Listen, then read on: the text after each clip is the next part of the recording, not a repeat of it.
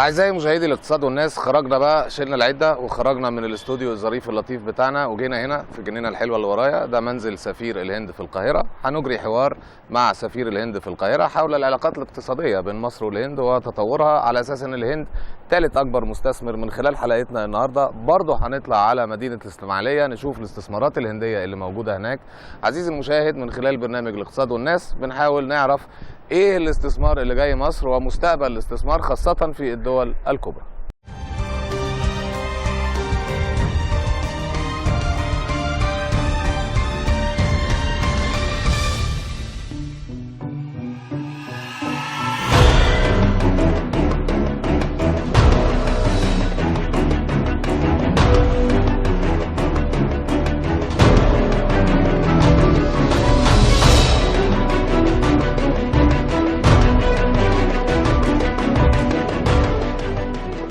تعد الهند بالنسبة لمصر مصدرا هاما للاستثمارات الأجنبية، فالهند هي ثالث أكبر مستثمر في مصر، وهو ما يجعل منها شريكا تجاريا هاما لمصر.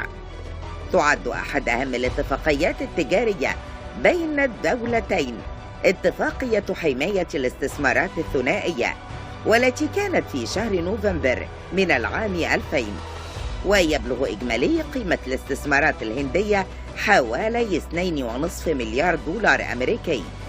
ويولي المستثمرون الهنود عناية خاصة للسوق المصري، والذي لم يتأثر بالمخاوف التي أعقبت ثورة يناير من العام 2011. We chose Egypt as one of the places where we would start our business. The reason for choosing Egypt was that it was in the most accessible areas for our vehicles, our shipping, our access to the raw materials and the people would be available to us. توفر الشركات الهندية في مصر فرص عمل مباشرة وغير مباشرة إلى حوالي 35 ألف مصري، وتبلغ فرص العمل المباشرة التي توفرها الشركات الهندية أكثر من 21,200 فرصة عمل. وتعمل أكبر 5 شركات هندية في مجال صناعة النسيج الكثيفة العمالة، بينما تزيد فرص العمل غير المباشرة على 13,500 فرصة عمل. We have 12,000 workers in Egypt right now working, and we have around 9 factories in Egypt located in 5 locations: Port Said, Ismailia, Alexandria, Suez, and 10th of Ramadan. Our total investment is $100 million in Egypt, and issues we are facing in Egypt is we need workers, Egyptian workers mainly. This is our first and major demand. And secondly is that we have a lot of issues in importing goods where it takes time in our logistics. These are the major 2 issues we are facing. Our proposal is that the government has to be more open-minded to the investment, and there are a lot of economical reforms and laws they need to work on. This is what is our proposal.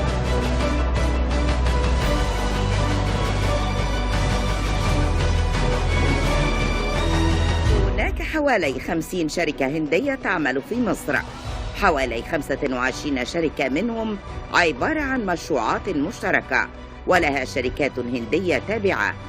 أما باقي الشركات الهندية فتعمل في مصر من خلال مكاتب التمثيل التابعة لها.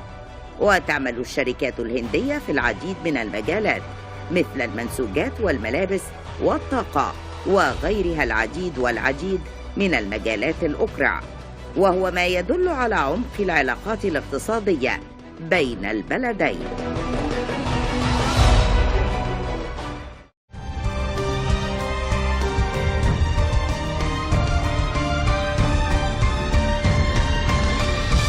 Your Excellency, Mr. Ambassador Sanjay Bhattacharya, first of all, thank you for having us over here at your residency.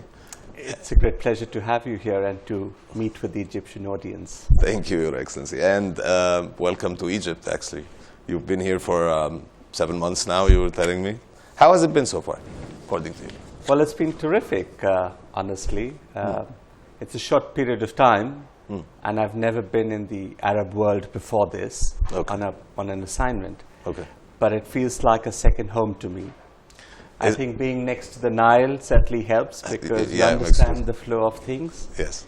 And there are, of course, great similarities which we cherish. Between the two cultures specifically, definitely. Exactly. Definitely. We share a lot of common history and common background.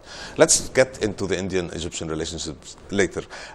In the beginning, and I remember when we were talking before, you were specialized in Chinese studies. How could that come into your work in Egypt? What could you bring from your study in China and bring it to the Egyptian experience?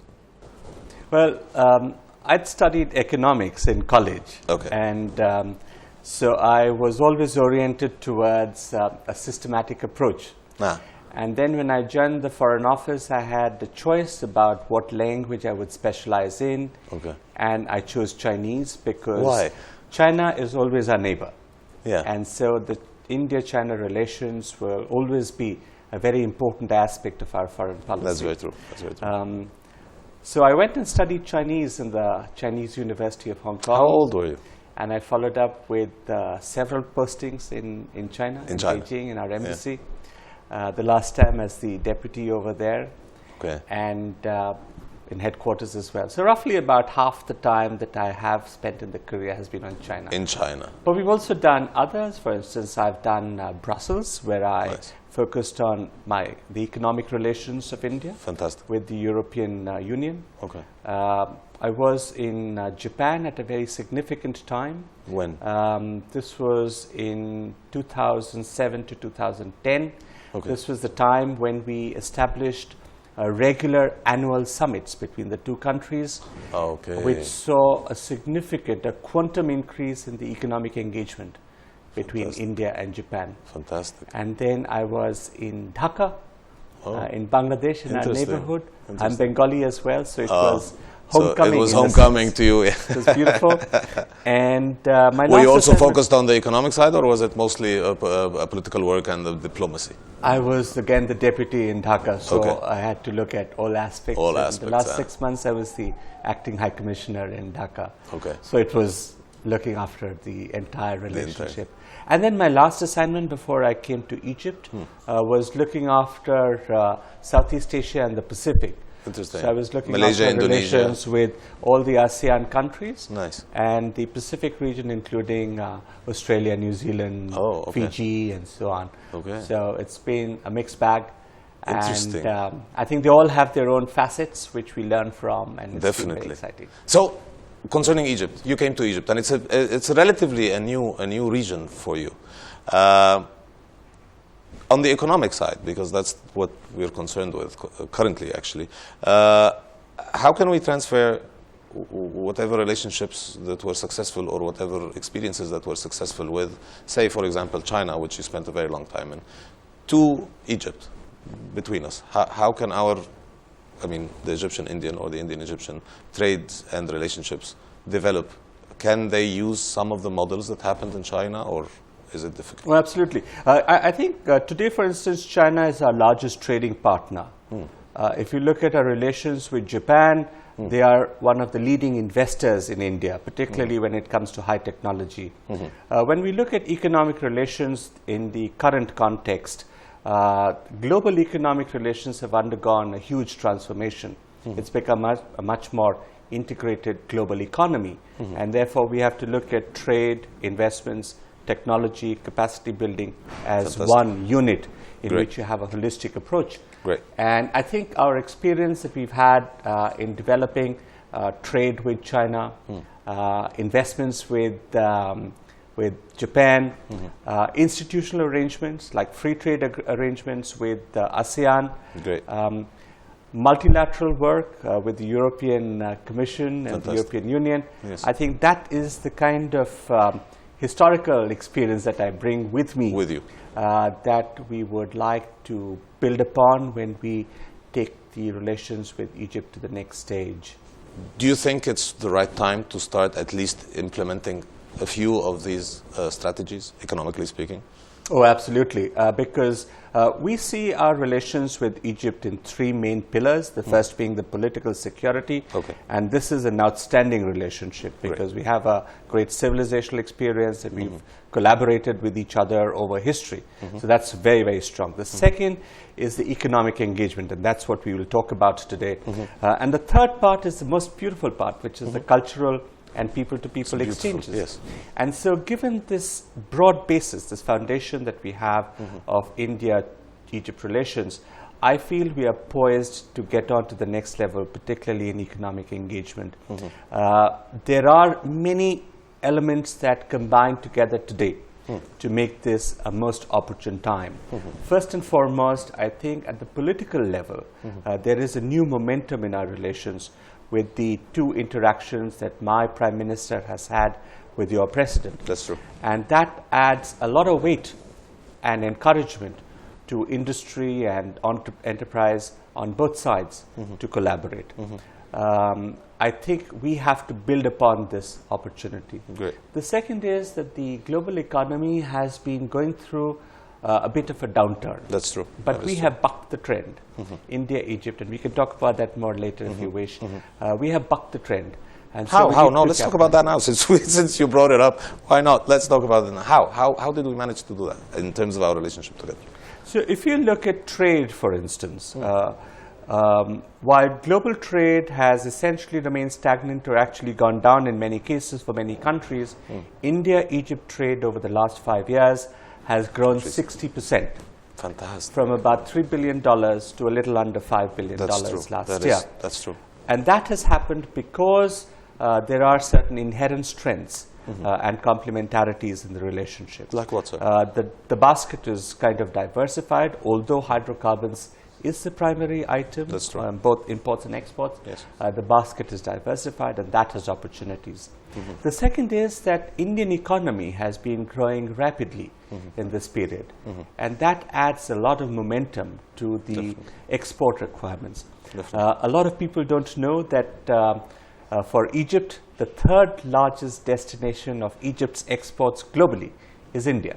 Seriously? After Italy and Saudi Arabia. Till year before last, we were second ahead of the Saudis. So that is something that is often not realized and recognized. So we are a very large trading partner. That's great. Sorry to interfere, but the balanced trade is a little bit is a lot actually in India's favor. Definitely, it's a much bigger country with a much bigger economy. Do you see this as a problem in the future, or could there be a transfer of know-how as well as transfer of products and investments?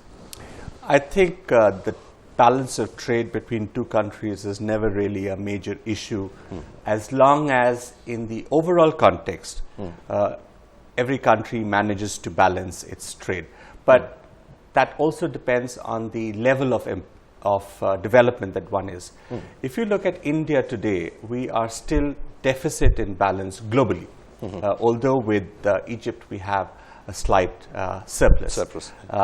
And that has happened because there are certain items that Egypt desires to have from India, and so that adds on to your import basket from India.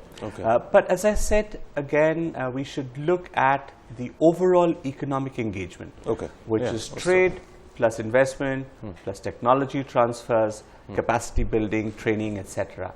And if you look at that, it's always a win-win solution.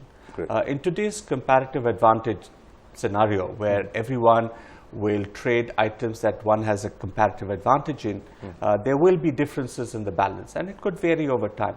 But I'm optimistic because of the diversified trade basket that we have. For instance, agricultural commodities are a very rapidly growing item of exports from Egypt to India.